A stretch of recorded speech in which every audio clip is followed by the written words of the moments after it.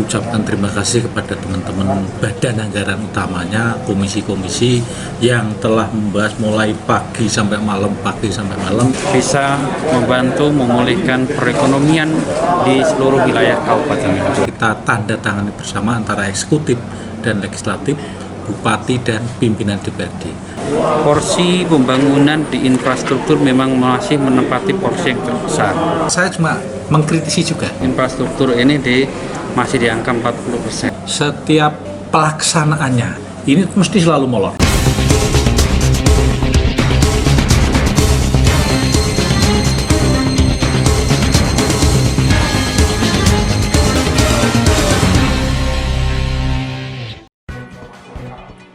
Setelah melalui serangkaian proses panjang pembahasan, DPRD Kabupaten Nganjuk akhirnya menyetujui rancangan peraturan daerah atau Raperda menjadi peraturan daerah atau Perda Anggaran Pendapatan dan Belanja Daerah APBD tahun 2021 melalui sidang paripurna.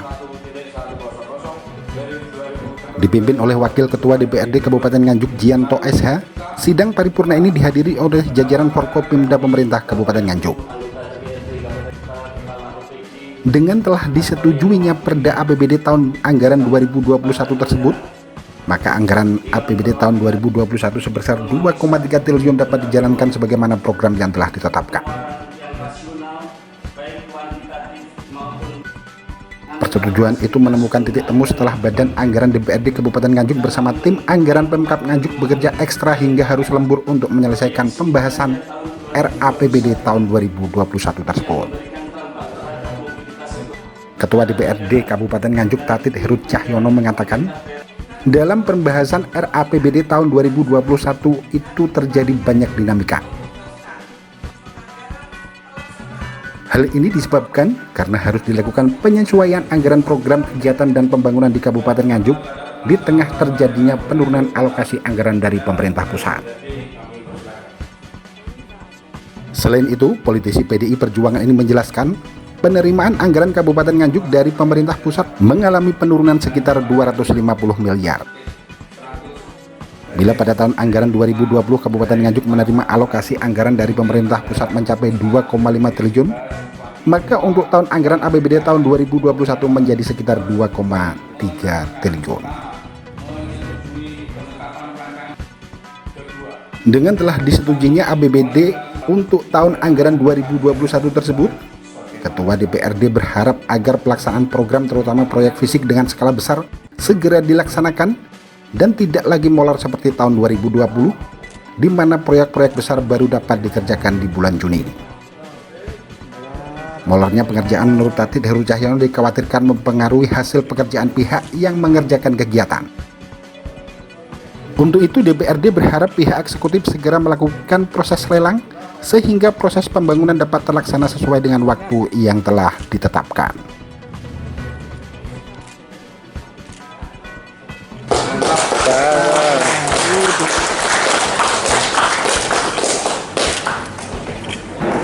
Ini sebelumnya kemarin kan kita mengetahui bersama terkait dengan program baru SPD karena program sistem informasi pemerintah daerah, sehingga memang agak telat dalam memberikan kuah dan PPS ke DPRD. Tapi kami sekali lagi ucapkan terima kasih kepada teman-teman badan anggaran utamanya, komisi-komisi yang telah membahas mulai pagi sampai malam, dan sampai hari ini sesuai dengan ketentuan perundang-undangan ini kita 30 Oktober bisa kita tanda tangani, 30 November bisa kita tanda tangani bersama antara eksekutif dan legislatif, bupati dan pimpinan DPRD. Alhamdulillah, sekali lagi kami ucapkan terima kasih kepada semuanya, teman-teman badan anggaran khususnya.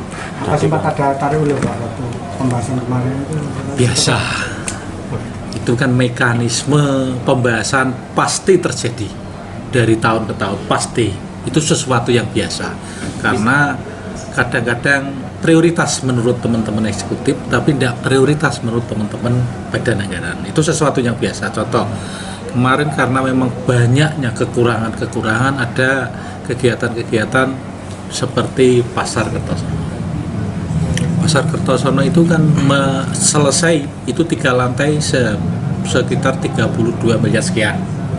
Tapi menurut teman-teman pasar itu kalau 3 lantai itu kan ya luar biasa. Naiknya itu kan juga atas pertimbangan seperti akhirnya dipangkas menjadi 22 dengan asumsi perkiraan di 2 lantai. Ini contohnya seperti itu. Sehingga memang benar-benar yang prioritas itu kan ya kita memang dari teman-teman eksekutif bisa mempertahankan prioritasnya. Setelah ditanya kepada teman-teman badan anggaran, tentunya kita juga realistis.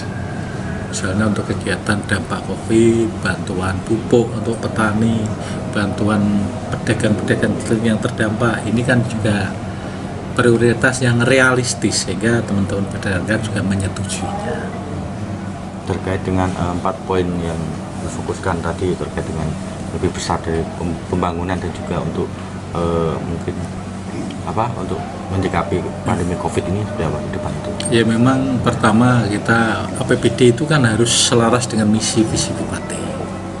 Misi terus diringkas menjadi Tri Citra Bakti, ya itu salah satu yang paling banyak kan infrastruktur. Contoh di Semantok itu kan selesai harusnya untuk relokasi warga 35 miliar selesai.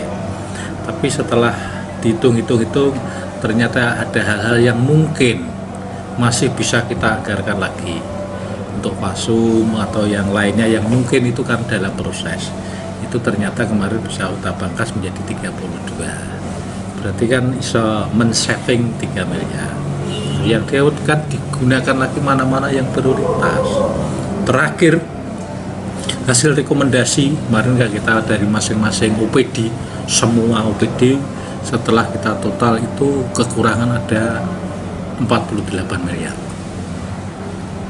OPD ini ada yang kurang 2 miliar, ada yang 1 miliar, ada yang total keseluruhan. Setelah itu kan kita bahas yang terakhir.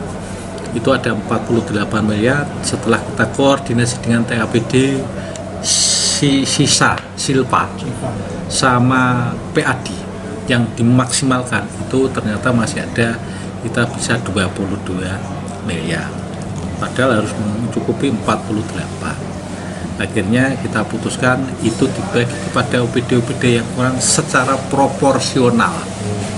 Misalnya OPD kurang 1 miliar itu kan mungkin kita bisa proporsionalnya ya sekitar 500 juta.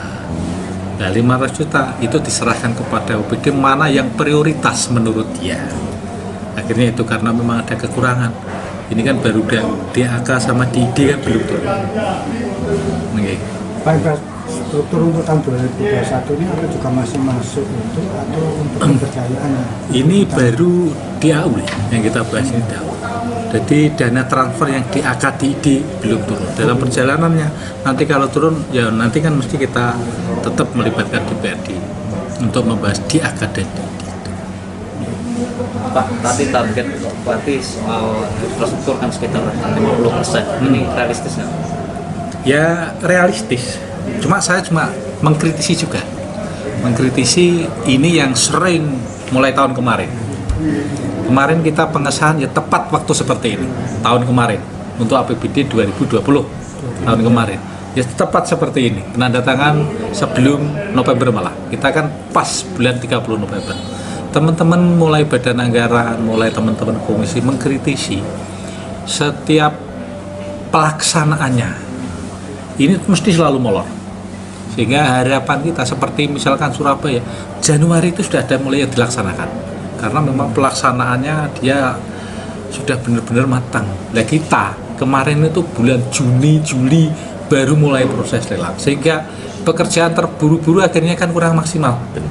Pekerjaannya mepet waktu sehingga harusnya dikerjakan misalkan yang pekerjaan besar harusnya kan lebih dari 3 bulan ini dikasih waktu 2 bulan mestinya mempengaruhi kualitas pekerjaan. Nah, hal-hal semacam Kertosono begitu bisa diprioritaskan untuk lebih awal begitu. Betul, hal-hal yang besar saya meminta, misalkan kayak Kertosono, kayak Semanto. Saya minta kemarin sudah bisi Mas Bupati supaya bulan Maret itu harus masuk lelang, sehingga nanti bisa pelaksanaannya bisa sampai 6 bulan. SPK-nya, kalau 6 bulan kan masih dalam 1 tahun, pelaksanaannya mesti api. Kalau misalnya proyek-proyek besar kayak pasar itu misalkan kasih waktu 3 bulan, ya nanti kan ya kita menyaksikan kualitasnya itu. Pak, kita artinya masih kekurangan sekitar 20 sekian miliar. Itu tadi bagaimana untuk? Dan akhirnya diserahkan kepada OPD, misalkan kepada Dinas Pariwisata. Ada kekurangan sekitar 1 miliar. Ternyata dia masih ini untuk pariwisata masih bagian 500 juta. Mana itu yang paling prioritas dari 1 miliar, ada 500 ini diserahkan kepada OPD terkait. Yang paling prioritas menurut dia mana? Tapi kita kan masih mengakomodir semua. Seperti itu. Didampingi Sekretaris Daerah M. Yasin, Bupati Nganjuk Haji Novi Rahman Hidayat mengatakan pihaknya berterima kasih kepada DPRD Kabupaten Nganjuk dan tim anggaran eksekutif yang telah bekerja keras menyelesaikan pembahasan APBD tahun 2021 tepat waktu. Dengan sidang paripurna persetujuan tersebut, maka program pembangunan tahun 2021 dapat dilaksanakan dengan baik untuk berbagai program kegiatan dan pembangunan di Kabupaten Nganjuk dengan sebaik-baiknya. Untuk tahun anggaran 2021, Bupati Novi menjelaskan, program utama di masa pandemi COVID-19 ini fokus pada pembangunan pemulihan ekonomi, di mana porsi anggaran untuk infrastruktur menempati posisi paling besar, yakni sekitar 40% dari total APBD tahun 2021. Dengan porsi besar ini diharapkan dapat mendorong pemulihan ekonomi dan mendorong iklim investasi di Kabupaten Nganjuk. Tentunya kita semuanya berharap yang pertama pandemi COVID ini segera berlalu, itu yang pertama. Dan yang kedua, pemerintah berharap serapan anggaran ini nanti bisa terserap dengan cepat, tentunya dengan tahapan-tahapan yang dipersiapkan oleh seluruh BPD.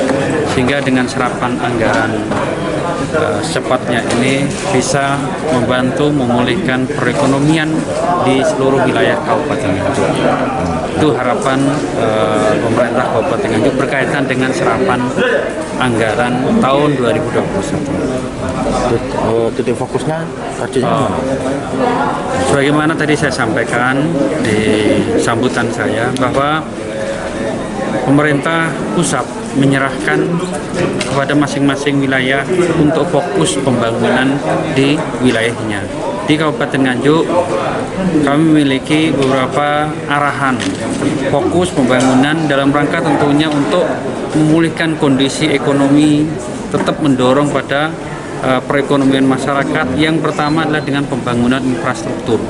Porsi pembangunan di infrastruktur memang masih menempati porsi yang terbesar.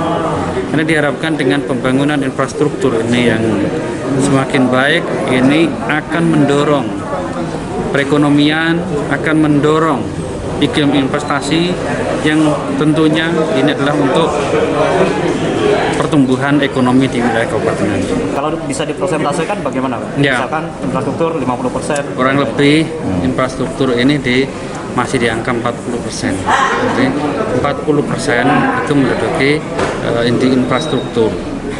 Hampir 45 itu masih 40, sekian. Jadi adanya nanti masih adanya bantuan perubahan ya nanti ya, adanya DAK dan lain sebagainya. Ini masih dari porsi daun masih 40, tapi nanti dengan adanya DAK kemudian juga lain-lain di DID, nanti porsi infrastrukturnya masih akan menjadi 50%. Kemudian yang kedua yaitu di sumber daya manusia atau pendidikan, ini 20% porsinya ini. Terus kemudian kesehatan di 20% dan yang 10% stimulus perekonomian itu. Jadi 50, 20, 10 kurang lebihnya. Melihat kondisi seperti ini artinya program-program bantuan sosial seperti itu akan memungkinkan untuk dilanjutkan, Bapak? Oh ya, kita kan tadi dengan tahapan ya, infrastruktur diperbaiki dulu. Setelah infrastruktur diperbaiki, ini kan akan mendorong mudahnya transportasi, mudahnya orang bepergian. Nah, ini akan kita dorong dengan stimulus pemberian bantuan di bidang perekonomian, entah itu permodalan untuk IKM, UKM dan lain sebagainya. Ini nanti untuk bisa meningkatkan ekonomi kreatif. Dengan adanya infrastruktur yang baik, pasti akan memudahkan IKM, UKM ini untuk tumbuh kembali. Itu yang diharapkan ya. Karena dengan jalan yang mudah, jalan yang enak, orang yang mau berwisata mulai pulih lah. Nah, pasti akan cari pesan-pesanan mungkin kuliner dan IKM-UKM pasti akan ada ya. Itu nanti arahnya. Pak, termasuk ini BLT tahap ketiga DD sudah dipersiapkan juga untuk program? Sudah dipersiapkan, tinggal pelaksanaannya aja. Nanti tinggal pelaksanaannya silahkan ditanyakan pada Pak Sekda untuk teknisnya pelaksanaannya. Karena kalau teknis di Pak Sekda yang tahu. Dari Kabupaten Nganjuk, Jawa Timur, Agus Bima, Tim Liputan, Akurasi TV.